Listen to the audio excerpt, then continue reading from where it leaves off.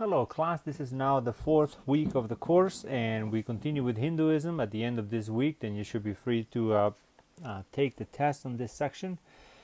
So I just wanted to remind you of my email with regard to the due dates. Remember, those are optional. Your final due date is July 19th when all of the assignments are to be submitted, and then I will grade them all for a final grade. So as of now, if you have not submitted your assignments, then that is not considered late, even though the computer may, Canvas may assign it that way. I am not taking that into account in my grading. So keep that in mind as you continue to labor on.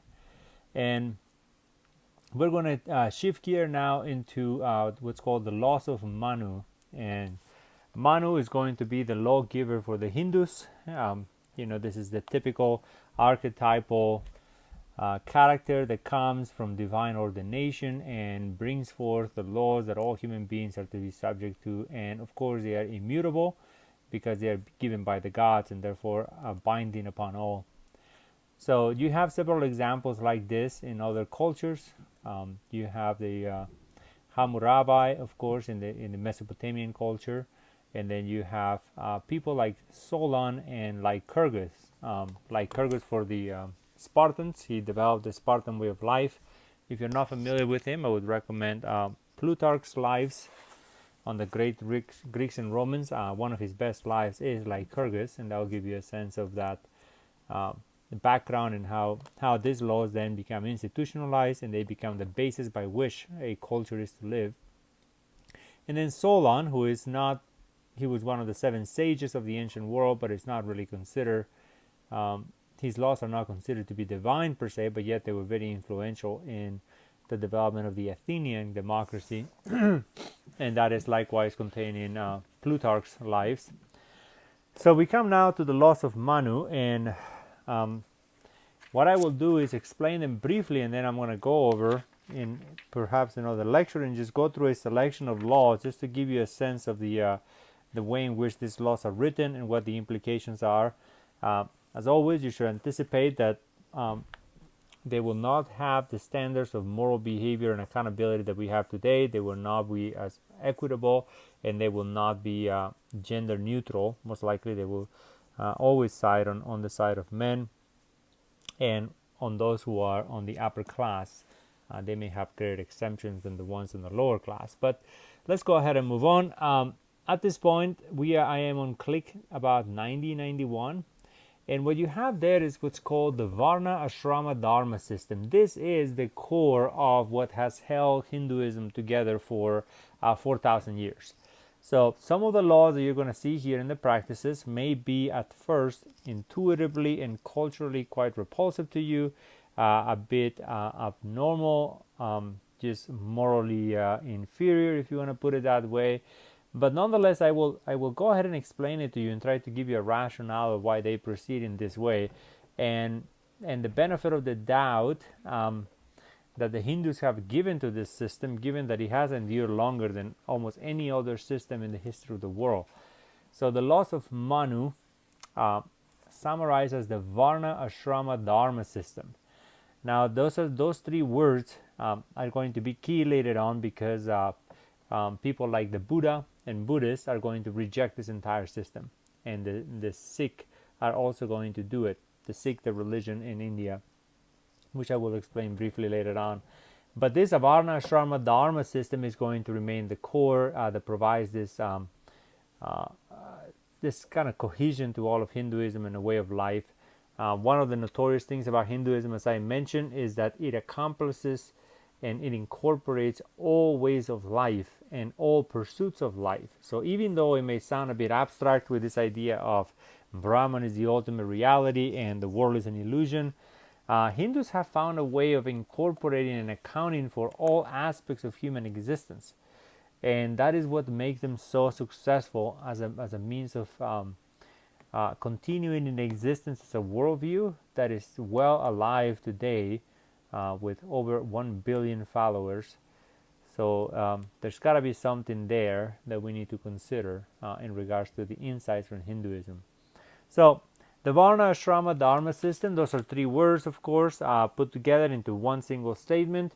And the system itself is composed of these 3 words: Varna stands for caste. So this is the caste. And then Ashrama stands for the stage of life in which you are. As you're going to see, there are going to be 4 stages for men, 3 stages for women. There is certain ages by which you should have performed certain obligations and would have been part of a natural development as a human being in the Hindu culture, and it is your responsibility to adhere to those. I'll explain them. And then last of all is your Dharma, and your Dharma is your duty, D-U-T-Y. It is your responsibilities, your rules that you have to obey, but they all come together. Your caste is going to determine all that is going to follow. Whether you are male or female is going to have very strong implications. Whether you are a Brahmin, a Kshatriya, a Vishnu, a Vaishya, or a Sudra, or an untouchable, it's going to have significant importance. Or whether you are in the student stage, the household stage, the elder stage, or of course the sannyasi, which is the enlightened stage. So I'm going to go ahead and continue with this. So the Varna Ashrama Dharma system is going to be part of the caste system. And we already explained to you that there are 4 castes, and the first 3 castes are what's called the twice born. Those are the ones that are closest to enlightenment. Those are the ones that have greater accessibility to the divine things of life. And that's going to be, of course, the priests, the warriors, and the merchants. The Sudras are merely servants. And for any of these 3 castes, you have to be a male to partake in. Females are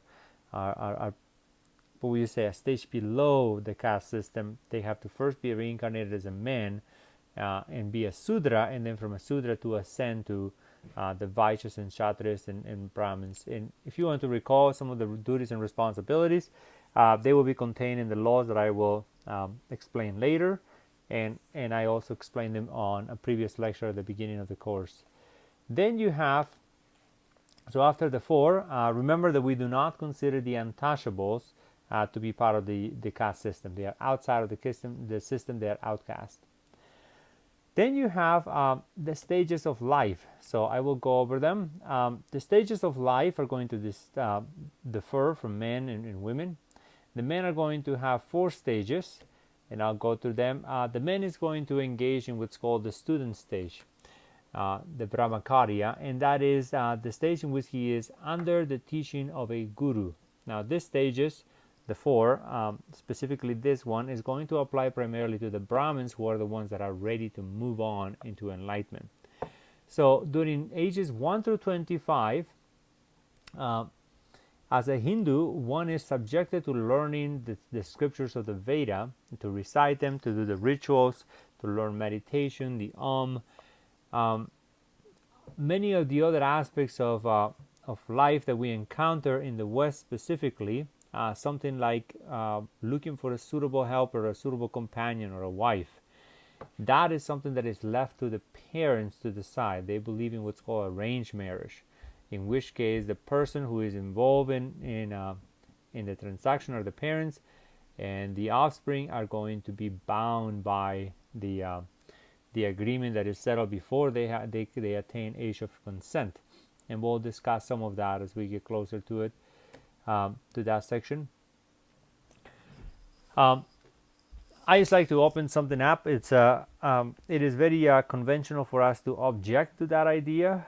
Intuitively, we have been brought up in this dating system. Before dating, there was what's called a courtship, which was a mixture of the two of them.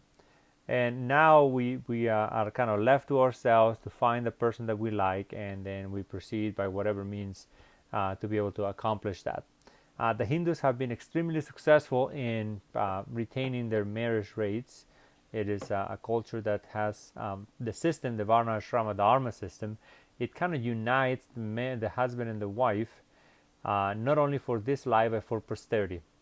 And what you're going to see is that the karma, or the good and bad deeds of either one, have an effect on the other, especially the wife, in regards to the death of the husband. If a husband dies at an earlier age, it is and she outlives the husband, it is believed that it was her karma that brought that about, and had a contribution in it. So ages 1 through 25, then it's going to be primarily devoted to education, and little time is given to other aspects of life. Ages 25 to 50 is a time in which the household responsibilities are to be fulfilled. Now, these responsibilities vary. There are 3 vows or 3 responsibilities that each male householder has to fulfill. One, of course, is going to be to his ancestors, and that is going to be done by having children.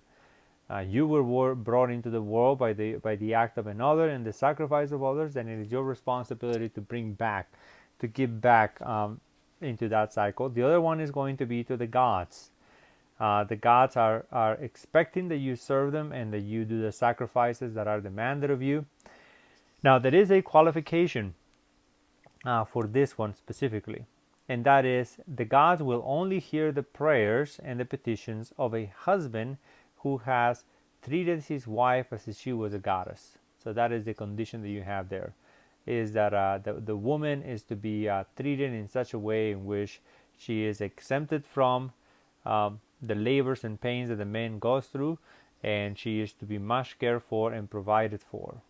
One of the typical expressions of that is the having of gold jewelry, and today the biggest market in the world for gold, and pretty much the one that sets the price of gold, is the Indian market.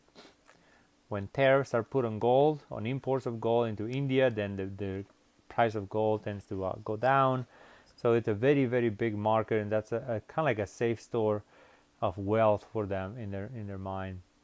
So that is another responsibility that you have to have. So you have a responsibility to the gods in worship, you have a responsibility to your ancestors, and of course you have the responsibility to one's wife, in caring for them and treating them as one ought to. So those are obligations, but notice how in the life of a person you now have developmental stages. So one is you educate yourself, and that's up to the age of 25. Then 25 to 50, that's 25 years in which you're going to amass your wealth, you're going to bring children into the world, and you're going to primarily be serving others, specifically those within your own household. So now it is a time of giving back. Then you have the ages of 50 to 75, and this was a practice. Unfortunately, it is not practiced much in the United States today, and that is those people who are on the ages of 50 and 75, they become elders in the community, and they become the repositories of wisdom. So they are to give insight to this new generation. That is something that has kind of become antiquated in the West. People in their 50s through 75, they're mostly trying to deal with their retirement and how to enjoy their free time. Here, they realize that the bringing up of the next generation requires the work of an entire community, and that those who are elders and are wiser, they should be bring to bear what they have learned, the cumulative wisdom of their entire lives. So they went through raising children, they went through getting married, they went through getting a job and accumulating wealth, and now they can be the ones that impart this wisdom to the next generation. Now, once you have completed all of those responsibilities, then you can now engage in what's called sannyasi, and that is the stage of renunciation. At this point, a sannyasi is to depart from his own household and to leave everything behind, and that includes wife and children. It's as if one was now dead for them. One has carried the burden of bringing these people into the world and maintaining them.